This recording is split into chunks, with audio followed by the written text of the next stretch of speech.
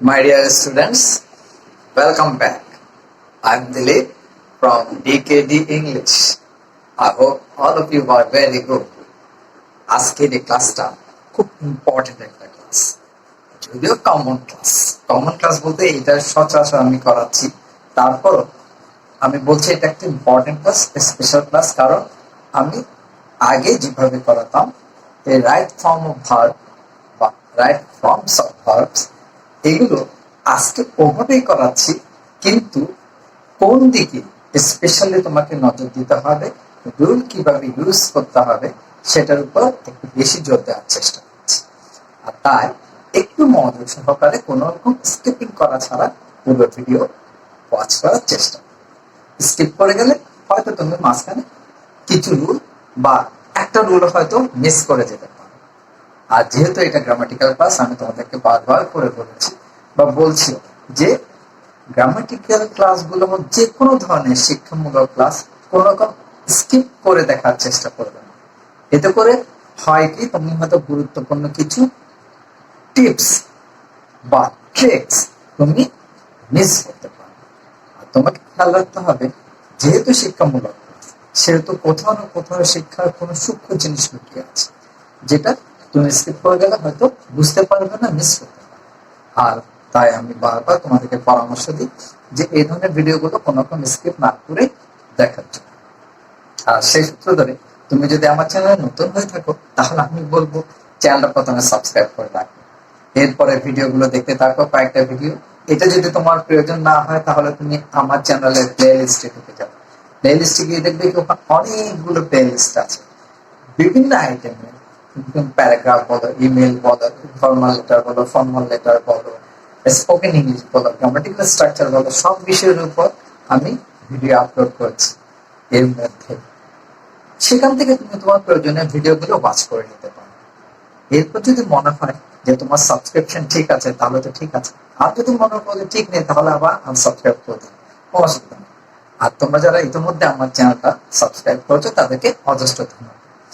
আরেকটা ইম্পর্টেন্ট কথা যেটা বলতে চাচ্ছি, সাপোজ মনে করো আমি এখন রাইট ফর্মস অফ ভার্বস করাতে গিয়ে তোমাদেরকে একটা এক্সারসাইজ করাচ্ছি। এই এক্সারসাইজের উপর বেস করে যে যে রুলগুলো আসছে আমি সেগুলো বুঝিয়ে দিচ্ছি।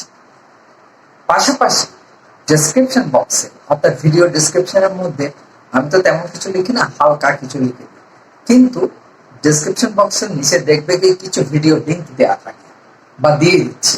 সেই ভিডিও লিঙ্কগুলো কিন্তু খুব ইম্পর্টেন্ট। রাইট ফর্ম অফ ভার্বের উপর যে ডেসক্রিপশন আমি দিচ্ছি, সেই ডেসক্রিপশন বক্সে যে ভিডিও লিঙ্কগুলো দেওয়া আছে সেগুলো সব রাইট ফর্ম অফ ভার্বের রুল এবং এক্সারসাইজ। তাই তোমার যদি মনে হয় কি তুমি একসাথে অনেকগুলো ভিডিও দেখে ফেলবে বা এক্সারসাইজ করে ফেলবে, এতে করে তোমার খুব তাড়াতাড়ি এই একটা চ্যাপ্টারের উপর বা একটা বিষয়ের উপর শেখা হয়ে যাবে। এবং রুলগুলো হয়তো বিভিন্ন এক্সারসাইজের মধ্যে বিভিন্ন রকম রুল ইউজ করা হচ্ছে, সেটাও তুমি জেনে গেলে যে কোথায় কোন ধরনের রুল অ্যাপ্লাই করা হচ্ছে, কোনগুলোর উপর তোমাকে বেশি জোর দিতে হবে। সুতরাং আবারও পরামর্শ হলো, ভিডিও লিঙ্ক থেকে কিছু ভিডিও দেখে নাও। তাহলে এখন বেশি কথা না বলে চলে যাচ্ছি আজকের ক্লাসে। খুব মনোযোগ সহকারে কোনো রকম স্কিপিং করা ছাড়া ওয়াচ করার চেষ্টা করো। Read the text and fill in the gaps with the correct form of the verbs as per subject and context. অর্থাৎ টেক্সটের অর্থ অনুযায়ী, সাবজেক্টের মানে পজিশন অনুযায়ী, টেন্স অনুযায়ী তোমাকে কি করতে হবে, কারেক্ট ফর্ম বসাতে হবে কিসের, ভার্বে।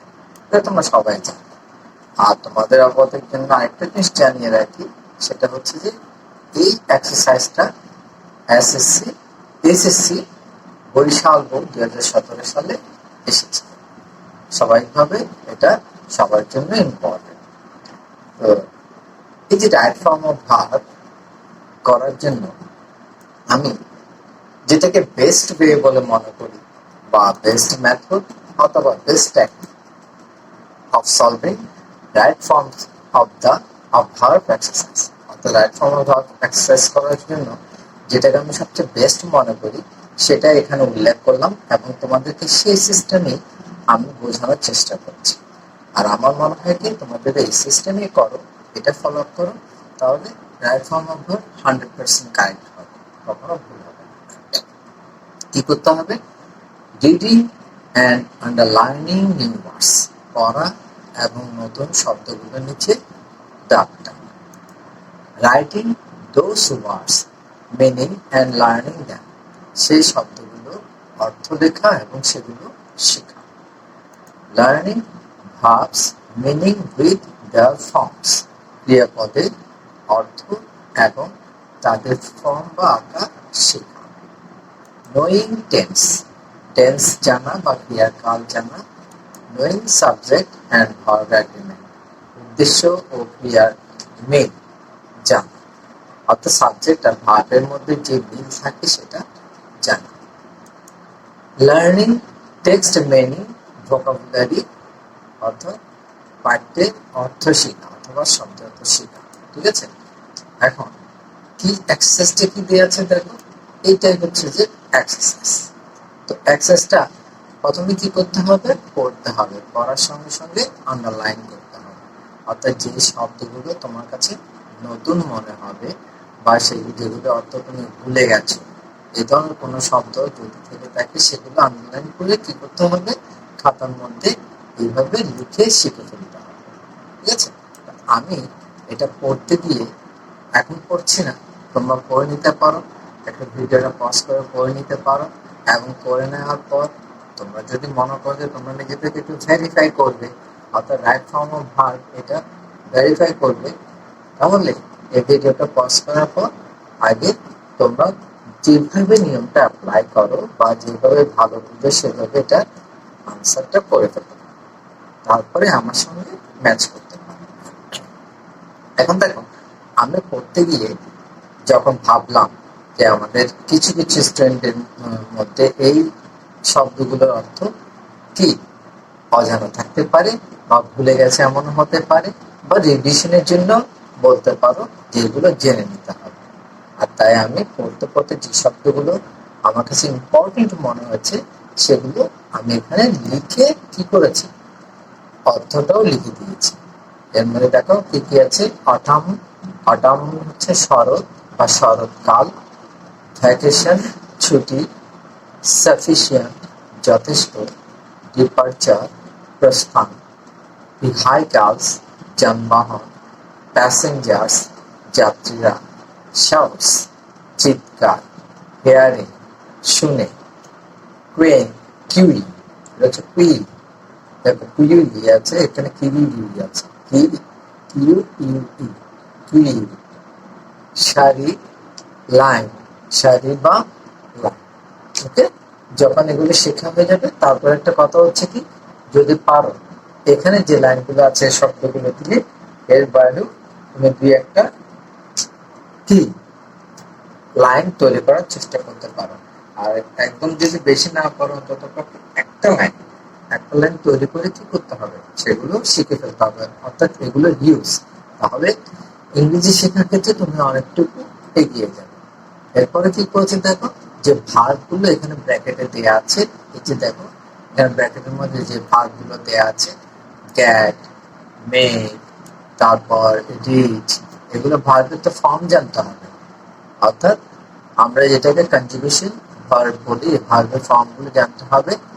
আগে আমরা শিখেছি বা তোমরা শিখেছো সেটা কি, প্রেজেন্ট ফর্ম শিখেছি, পাস্ট ফর্ম, অর্থাৎ প্রেজেন্ট ফর্ম শিখেছি, পাস্ট ফর্ম শিখেছিলাম, আর পাস্ট পার্টিসিপল ফর্ম শিখেছিলাম। কিন্তু আমরা আমাদের শ্রদ্ধা শিক্ষকরা গবেষণা করতে করতে বা পড়াতে পড়াতে দেখলেন কি, তার সাথে সাথে এই যে অ্যাজ বাই এস ফর্ম, তারপরে প্রেজেন্ট পার্টিসিপল ফর্ম আর ইনফিনিটিভ ফর্ম, এগুলো জানতে হবে, কারণ এগুলোর প্রচুর ব্যবহার আছে। আর তাই আমি এগুলোকে এভাবে ভাগ করে ফেলেছি।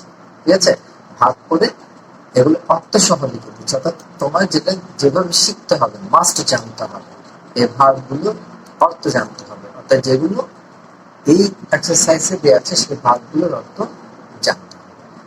আর আমি তোমাদের জন্য সবকিছু এখানে রেডি করে দিয়েছি।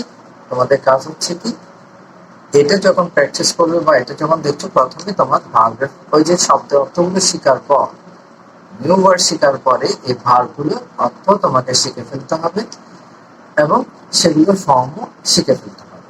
অনেকের ফর্মগুলোর প্রতি খুব অবহেলা করে যে আমরা তো পারি, পারার পরও দেখা যায় কি তাদের মধ্যে স্পেলিং ভুল হয়। আর স্পেলিং মানে বানান, আর বানান যদি ভুল হয় তাহলে এই সেন্টেন্সের যে অর্থ ফিলিং দ্য তুমি যেগুলো পড়েছ, যদি বানানগুলো ভুল হয়ে থাকে তাহলে সবগুলি ভুল।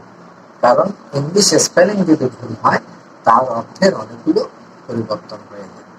ঠিক আছে, দেখ গ্যাট, গ্যাটটা যখন অ্যাজ বাই ইজ ফর্ম, গ্যাট অর্থ পাওয়া, তার অ্যাজ বাই ইজ ফর্মটা হচ্ছে অ্যাজ গট। এখানে কি চেঞ্জ হয়েছে?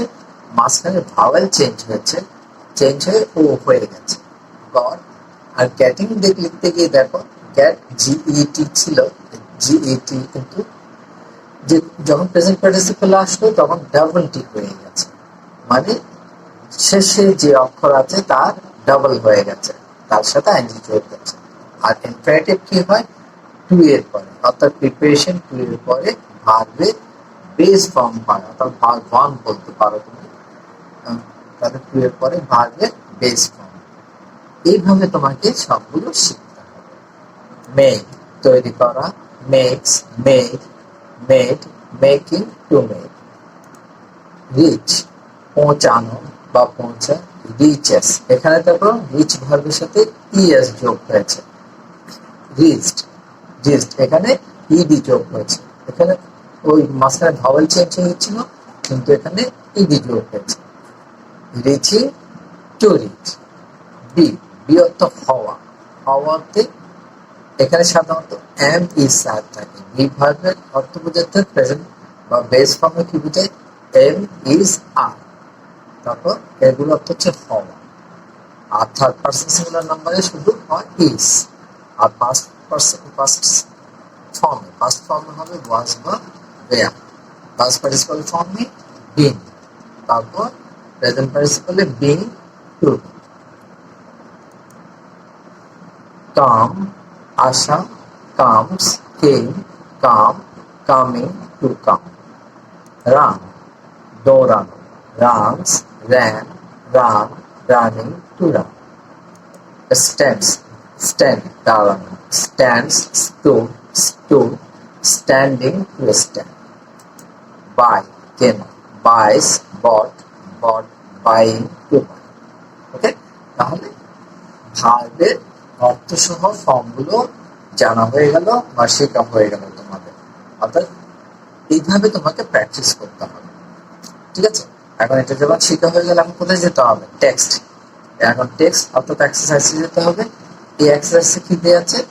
এক্সারসাইজটা যেভাবে দেওয়া আছে আমি কি করলাম, এক্সারসাইজটা পড়ার পর সেটার মিনিংটা বোঝার চেষ্টা করলাম, অর্থাৎ পুরো টেক্সটের মিনিংটা কি হতে পারে। যখন তুমি মিনিংটা বুঝতে পারবে সাথে সাথে টেন্সটাও বুঝতে পারবে, সরি টেন্সটা বুঝতে পারলে তারপর তোমার দরকার হচ্ছে সাবজেক্ট ভার্ব অ্যাগ্রিমেন্ট। ঠিক আছে, তাহলে এখন দেখো প্রথম লাইনটা কি দেওয়া আছে? In the last autumn I ব্র্যাকেটে গ্যাট আছে সাফিসিয়েন্ট টাইম, গত। তাহলে আমি এখানে একটা হিন্টস পেয়ে গেলাম, এটা হচ্ছে লাস্ট, গত। এই সেন্টেন্সের লাস্ট দিয়ে আমাকে বোঝানো হচ্ছে কি এটা অতীতকালের একটা লাইন বা অতীতকালের একটা ঘটনা। In the last autumn vacation I get sufficient time. যখন গত শরতের ছুটিতে আমি পর্যাপ্ত সময় পেয়েছি, তার মানে অতীত। সুতরাং এই যে গ্যাট, এটাকে যদি আমি পাস্ট টেন্স করি তাহলে এটা কি হয়ে যাবে? গ্যাটটা হয়ে যাবে ওই যে শুধুমাত্র মাঝখানে ব্র্যাকেটের ও চেঞ্জ হবে, এটা চেঞ্জ হয়ে ভাওয়েল চেঞ্জ হয়ে কি হয়ে যাবে? ও হবে। তাহলে এটা হবে গট। ঠিক আছে, হয়ে গেল সাফিসিয়েন্ট। আমি ব্র্যাকেটটা এখন তুলছি না কারণ তোমরা যাতে সহজে বুঝতে পারো ব্র্যাকেটে যে ভার্ব ছিল তার কি পরিবর্তন হয়েছে। So I make up my mind to make a journey by train from Dhaka to Chattogram. তাই আমি ঢাকা থেকে চট্টগ্রাম ট্রেনে যাত্রা করতে মনস্থির করেছিলাম। তাহলে এই যে মনস্থির করা, মেক আপ মাই মাইন্ড, তাহলে এই যে মেক আপটা কি হয়ে যাবে? এটা হয়ে যাবে মেড আপ। অর্থাৎ পাস্ট ফর্ম হয়ে যাবে, যেহেতু আগেরটা পাস্ট ফর্ম চলে গেছে সুতরাং এটাও পাস্ট ফর্মে চলে যাবে। Made up my mind to make a journey by train from Dhaka to Chattogram. এরপর থেকে I reached the station about half an hour before the departure of the train. আমি ট্রেন ছাড়ার প্রায় আধ ঘন্টা আগে স্টেশনে পৌঁছেছিলাম, তাও পাস্ট টেন্স। কারণ যেহেতু পাস্ট টেন্স, এখন এই রিচটা কি করতে হবে, পাস্ট টেন্সে নিয়ে যেতে হবে, অর্থাৎ পাস্ট ফর্মে নিয়ে যেতে হবে। তো সেটা কি হবে, শুধু শেষে একটা ইডি যোগ হয়ে যাবে, ইডি। তাহলে ইডি যোগ হলে সেটা কি হয়ে গেল, ইডি যোগ হওয়ার পরে বোঝা গেল কি এটা পাস্ট টেন্স, এবং এটা ফর্মটাই হলো কি পাস্ট। এরপরে it be than a very visitor, তখন এটা কিরকম ছিল, এটা তখন খুব ব্যস্ত সময় ছিল এটা ছিল। তখন এই যে ছিল বা হওয়াতে বি ভার্ব ব্যবহার করা হচ্ছে, সুতরাং এখানে কি চেঞ্জ হবে, it third person singular number. ঠিক আছে, তো যেহেতু থার্ড পারসন সিঙ্গুলার নাম্বার, এই বি ভার্বের past form third person singular নাম্বারে কি হয়, সেটা হয়ে যাবে ওয়াজ। ওকে, রিক্সা, motor cars and other vehicles come to the station with passengers. Rickshaw, motor গাড়ি এবং অন্যান্য যানবাহন এসেছিল বা আসছিল, দুইটাই হতে পারে। আবার তুমি বলছো যে আমি যখন ওখানে গিয়ে পৌঁছেছিলাম তখন এটা খুব ব্যস্ত সময় ছিল, তখন কি দেখা যাচ্ছিল, যে অনেক গাড়ি আসছিল, রিক্সা আসছিল, মোটর গাড়ি আসছিল। তাহলে বা এটা বলতে পারো যে তখন এসেছিল, এরপরে এসেছিল। সুতরাং এই যে কেম ভার্বটা আছে, এটা কিভাবে চেঞ্জ করতে পারো, দুভাবে চেঞ্জ করতে পারো। একটা করতে পারো যে কেম, আবার কি করতে পারো, বিহেভিয়ার যেহেতু থার্ড পারসন প্লুরাল নাম্বার, তখন সেটা হয়ে যাবে where coming, COMING, where coming to the station with passengers. ঠিক আছে, পুলিশ রান বিহাইন্ড দ্যাম, পুলিশরা তাদের পিছনে দৌড়াচ্ছিল বা দৌড়ে গিয়েছিল একইভাবে। তাহলে এখানে রান আছে, রানটাকে কি করতে পারো, পাস্ট ফর্মেও যেতে পারো, পাস্ট প্রেজেন্ট পার্টিসিপল, অর্থাৎ পাস্ট কন্টিনিউয়াসও নিতে পারো। পাস্ট কন্টিনিউয়াস মানে পার্টিসিপল, প্রেজেন্ট পার্টিসিপল ফর্ম হবে বা ভার্বের সাথে আইএনজি ফর্ম হবে। এটা কি হবে, একটা দিতে পারো কি র্যান, আর একটা দিতে পারো যে কোনো একটা, পুলিশ ওয়্যার রানিং। ঠিক আছে, ওয়্যার রানিং বিহাইন্ড দ্যাম। তারপর কি, there be shouts and rush of the passengers and the police, সেখানে যাত্রী ও পুলিশদের চিৎকার ও ভিড় ছিল, তাও এটা কি ছিল, শাউটস প্লুরাল নাম্বার, তারপর যাত্রীদের চিৎকার সবগুলো প্লুরাল নাম্বার। তাহলে এখানে বিটা চেঞ্জ হয়ে গিয়ে কি হয়ে যাবে, ছিল বা থাকা অর্থে এটা হয়ে যাবে where,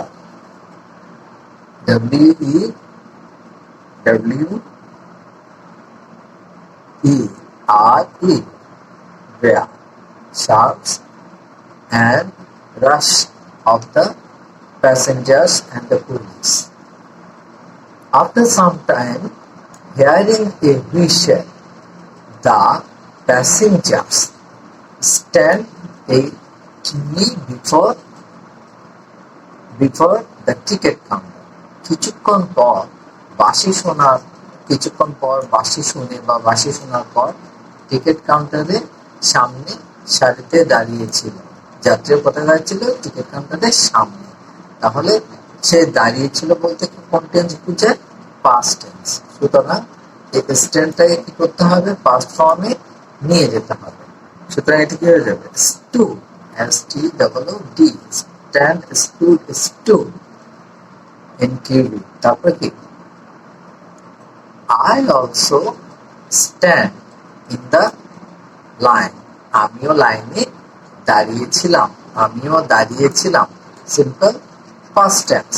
তাহলে এটা কি হবে, এটাকে পাস্ট ফর্মে নিয়ে যাও, স্ট্যান্ডকে পাস্ট ফর্মে নিয়ে গেলে কি হবে, stood, I also stood in the line and buy a ticket, buy a second class ticket। তাহলে বাই, কিনেছিলাম, এটা কেনা, তাহলে কিনেছিলাম কি হবে, পাস্ট ফর্ম হবে। বাই এর পাস্ট ফর্ম কি, বট,